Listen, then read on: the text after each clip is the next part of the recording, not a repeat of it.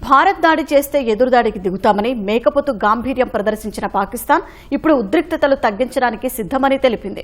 భారత్ తమపై చేస్తున్న సైనిక దాడిని ఇక్కడితో ఆపితే తాము కూడా ఉద్రిక్తతలు తగ్గించడానికి చర్యలు తీసుకుంటామని పాక్ విదేశాంగ శాఖ మంత్రి ఇషాక్ దార్ చెప్పారు.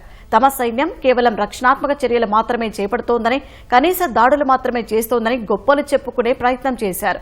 ఇరు దేశాల మధ్య దాడుల వల్ల పాక్ ఆర్థిక పరిస్థితి కుదేలవడం, ప్రజల పరిస్థితులు అధ్వాన్నంగా మారే ప్రమాదం ఉండడంతో భారత్తో చర్చలకు సిద్ధంగా ఉన్నట్లు పాక్ అధికారిక వర్గాలు వెల్లడించాయి.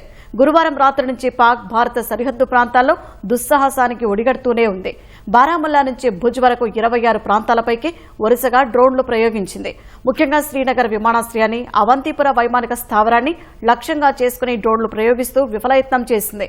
దాయాది చర్యలను భారత సైన్యం గట్టిగా తిప్పికొడుతోంది.